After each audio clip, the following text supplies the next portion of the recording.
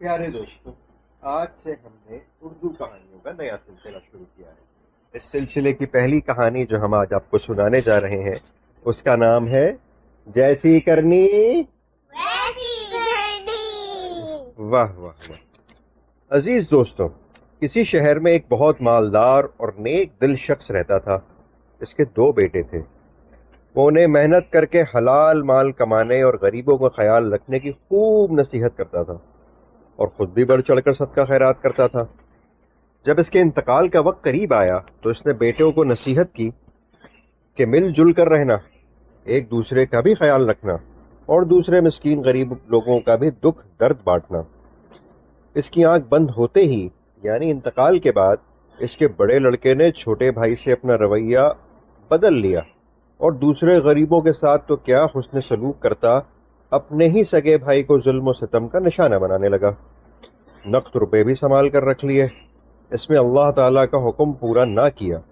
بچوں، آپ کو کچھ معلوم بھی ہے کہ اللہ تعالیٰ نے فوت شدہ شخص کے مال کے بارے میں بھی احکام دیے ہیں؟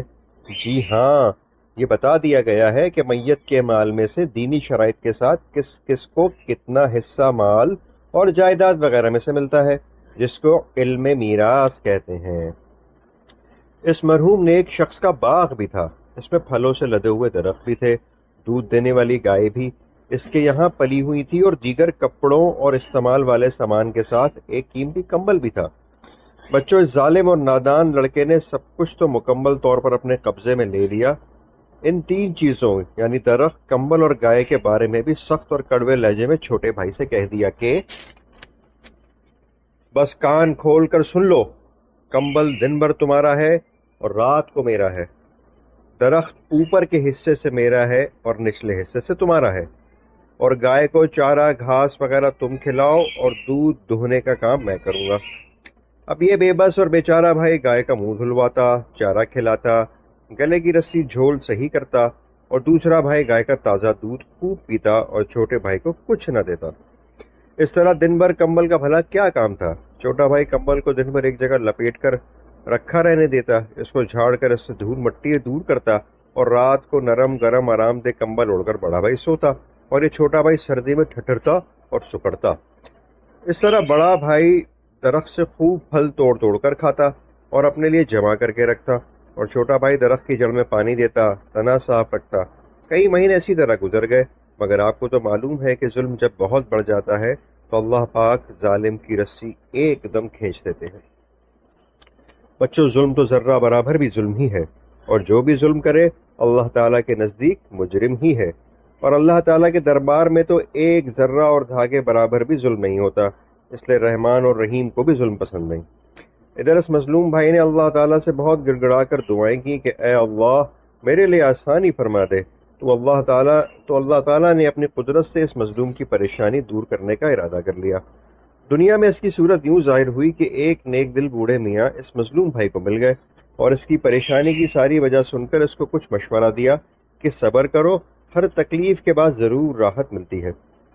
اگلے دن یوں ہوا کہ جب بڑا بھائی پھل توڑنے کے لیے درخت پر چڑھا تو چھوٹے بھائی نے درخت کی جڑ اور تنے پر زور زور سے کلہاڑی چلانا شروع کر دی۔ وہ اوپر سے کہ گرنے کے قریب ہو گیا اور زور سے چیخا کہ کیا کر رہے ہو؟ چھوٹے بھائی نے کہا اجی حضور، درخت کاٹنے والا حصہ میرا ہے، میری مرضی جو چیز چاہے کروں۔ اب تو وہ بے بس ہو گیا، پھل توڑنے مشکل ہو گئے تو چیخ کر بولا، بھائی درخت مت گرا، لے آدھے پھل تیرے آدھے میرے۔ اس طرح جب یہ بڑا بھائی شام کو گائے کا دودھ دھونے بیٹھا اور بڑا برتن رکھا ہی تھا تو اس چھوٹے بھائی نے گائے کے گال پر اور کان پر مالش کے ساتھ ساتھ ہلکے سے تھپڑ لگانا شروع کر دیے۔ اب گائے پوری بے بسی سے زور زور سے ہلنے لگی، اور اس بڑے بھائی کو دودھ نکالنا دو بھر ہو گیا۔ وہ پھر چیخ اٹھا، ارے احمق، کیا کر رہے ہو؟ ادھر سے جواب ملا، بھائی جان، گائے کا منہ اور سر والا شروع کا حصہ میرا ہے، میری مرضی میں گائے کو جو بھی کروں۔ اس نے کہا، ارے مجھے آرام سے دودھ نکال لینے دو، آدھا حصہ اس میں تمہارا بھی رکھوں گا اور آدھا میرا ہوگا۔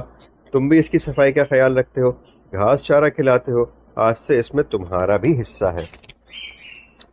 اسی طرح دن بھر کمبل چھوٹے بھائی کے پاس تھا۔ جب مغرب کا وقت قریب ہوا اور اندازہ ہو گیا کہ اب بڑا بھائی کمبل مانگنے آئے گا تو اس چھوٹے میاں نے ٹھنڈے یخ پانی سے بھرے ٹب میں پورا کمبل اچھی طرح ڈبو دیا اور خوب بھگو دیا۔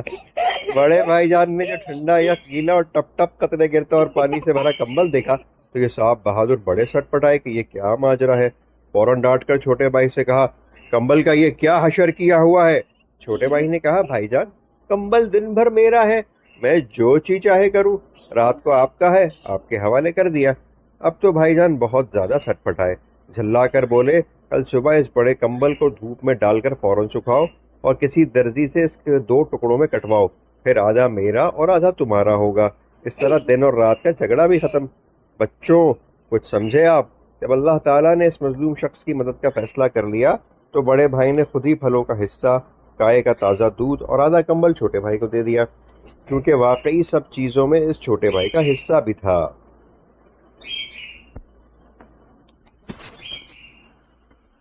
آپ پڑھیں اب تھک جاتے ہیں پڑھ پڑھ کے۔